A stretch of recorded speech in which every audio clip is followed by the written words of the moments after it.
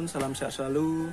Hari ini saya Surya akan membahas tentang salah satu pertanyaan dari teman-teman yang dapat komen itu nanya bagaimana sih cara milih backlog yang baik dan benar, yang bagus biar menguntungkan para pembudidaya jamur ya. Misalnya beberapa budidaya kan dia membeli backlog yang kemudian dibudidayakan untuk agar segera tumbuh jadi jamur. Saya akan membahas pertanyaan itu.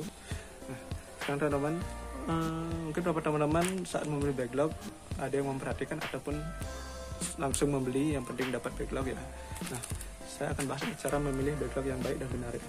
Oke teman-teman, yang pertama, ketika teman-teman membeli backlog, pastikan backlog yang teman-teman beli itu padat, bukan lembek ataupun gembur ya, dia padat. Dan backlog yang teman beli itu beratnya estimasi di 1,2 kg sampai 1,8 kg. Nah, backlog yang bagus 1,2 sampai 1,8. Biasanya sih ring segitu. Tergantung teman-teman, ada yang 1,5 kg, ada yang 1,4, ada 1,6, 1,8 biasanya paling berat. Tapi ini backlog ukuran normal ya. Beberapa daerah juga ada backlog ukuran besar, otomatis beratnya lebih banyak. Dan umur backlog biasanya lebih panjang. Nah, untuk umur backlog seperti ini 1,2 sampai 1,8 kg berat ini, dia kurang lebih umurnya 3 sampai 4 bulan. Yang bagus di atas itu jamurnya akan sangat kecil-kecil teman-teman. Biasanya kalau saya langsung saya ganti untuk backlog baru. Di umur 4 bulan tuh wajib ganti backlog baru, ataupun di umur 3 bulan bisa ganti backlog baru. Terus saat membeli backlog, perhatikan putihnya ini, atau ini miselium ya, pertumbuhan miselium. Perhatikan pertumbuhan miselium. Backlog yang bagus adalah pertumbuhan miseliumnya di atas 50%. Seperti ini. 50% ini udah kurang lebih 80% ya. 80% atau 30%. Jadi kalau saya anggap ini 80%. Jadi pilih backlog yang pertumbuhannya miseliumnya sudah 80% seperti ini. Jadi, kenapa yang 80%? Nah, gini logikanya gini teman-teman. Kalau teman-teman yang milih backlog yang pertumbuhannya di bawah 50%, jamurnya akan tumbuh lama teman-teman. Seperti ini, 80% ini kurang lebih lagi 2 minggu sudah mulai tumbuh jamurnya. Lebih sudah 2-3 minggu sudah mulai tumbuh jamur. Tapi kalau di bawah 50% itu bisa 4-5 minggu teman-teman. Teman-teman nunggunya terlalu lama. Kalau ini nunggunya lebih cepat, dan teman-teman lebih cepat bisa panen jamur dan menjual jamurnya. Anggaplah seperti teman-teman deposito 300.000. Anggap satu backlog ini 3.000, beli 100 dari 300.000 ya.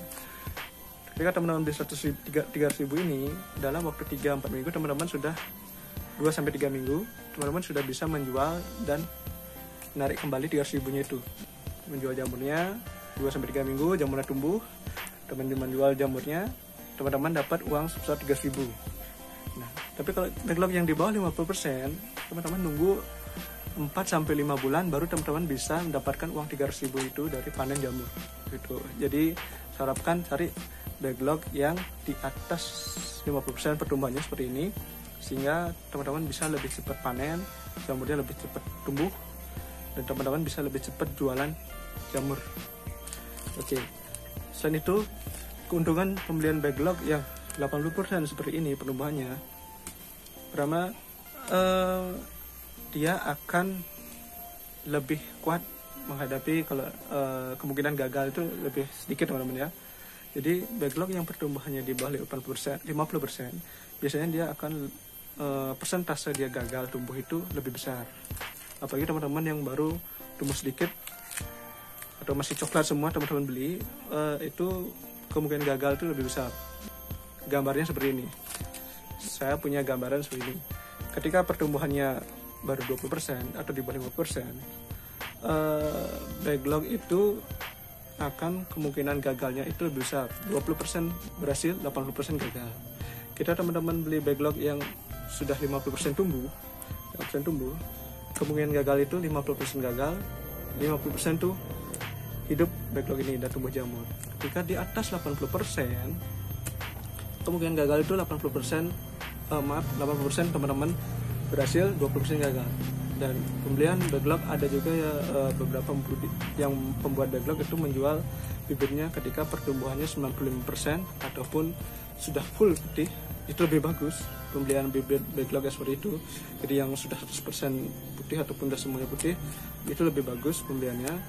Dia kemungkinan gagal jauh lebih kecil, kurang lebih 5% ataupun 1% kemungkinan gagal. Kecil kemungkinan gagal backlog itu karena diserang hama ataupun ditumbuhi jamur lainnya.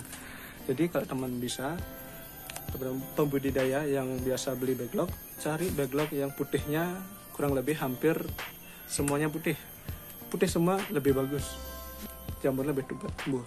Putih sedikit lebih berbahaya, risiko gagal backlog lebih tinggi, dan pertumbuhan jamur teman-teman menunggu lama. Itu. Jadi saya harap teman-teman pilih backlog yang putihnya lebih banyak atau pertumbuhan miseliumnya lebih banyak, sehingga teman-teman bisa segera balik modal ya teman-teman. Itu saya tips dari saya juga. Ketika beli backlog, teman-teman pilih petani yang berani menggaransi backlog teman-teman. Biasanya sih petani berani menggaransi kalau gagal, berapa backlog yang gagal, dia akan ganti rugi backlog yang gagal. Tapi ada beberapa juga petani, pembuat backlog, ketika teman-teman beli misal 100 backlog, dia akan mengisi lebih backlognya itu kurang lebih lagi 5 ataupun 10% dari backlog teman-teman beli, tergantung. Kadang lagi 5 mungkin ditambah lagi 10, tergantung jumlah backlog yang teman-teman beli. Jadi pertama, bijak memilih backlog, pilihlah backlog yang pertumbuhannya istilahnya sudah di atas 50%. Saya pastikan teman-teman dapat untung lebih banyak, uang teman-teman akan lebih banyak, lebih cepat kembali, dan jamur teman-teman, budidaya jamur teman-teman akan lebih menguntungkan. Sekian dari saya, salam petani jamur, maju terus petani jamur.